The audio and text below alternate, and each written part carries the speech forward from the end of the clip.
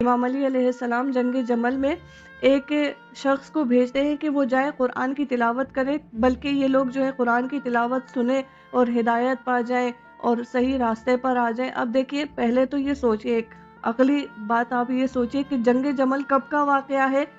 دیکھیے، ایک وقت تھا کہ وہ غدیر کا انکار کر رہے تھے، امام علی علیہ السلام کی امامت کے مخالف تھے، ٹھیک ہے، لیکن یہ اس وقت کی، یعنی یہ جنگ جمل یہ اس وقت کا واقعہ ہے کہ جب خود لوگوں نے امام علی علیہ السلام کو اپنا چوتھا خلیفہ مانا تھا۔ یہ اس وقت ہزاروں تعداد میں امام علی علیہ السلام کے مقابل میں آ کے کھڑے ہو گئے تھے۔ بالکل۔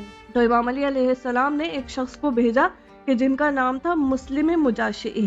یہ جو ہے گئے اور قرآن کی تلاوت کرنے لگے۔ اب اس وقت جو ہے پورا قرآن تو لے کر نہیں جاتے تھے، اس وقت قرآن جو ہے پیجز ہوتے تھے اور ان صفحات کو لے کے جاتے تھے، ایک پیج لے کے جاتے تھے، قرآن کی تلاوت کرتے تھے۔ تو یہ شخص گیا، ان کی ماں بھی جمل میں موجود تھی۔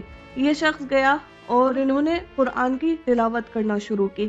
پہلے تو کچھ بات کی، پھر قرآن کی تلاوت کی۔ جیسے ہی قرآن کی تلاوت کر رہے تھے، دشمن میں سے ایک سپاہی نے ایک تیر مارا اور وہ تیر قرآن کے اس پیج کے ساتھ سینے میں آ کے مسلم مجاشعی کے پیوست ہو گیا، یعنی وہ قرآن کا پیج اور مسلم مجاشعی کے سینے میں پیوست ہو گیا تھا۔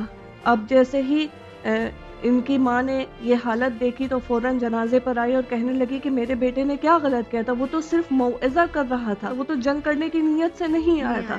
تو امام علی علیہ السلام نے جب یہ کیفیت دیکھی، پھر کہا کہ اب حجت تمام ہو گئی ہے، اب تلواروں کو اٹھایا جائے، اور پھر جنگ جمل جو ہے شروع ہوئی تھی۔ تو یہ اس طرح سے جو ہے موعظہ جو ہے، یعنی یہ نصیحتیں شروع سے رہتی ہیں، ہر جنگ سے پہلے رہتی آئی ہیں۔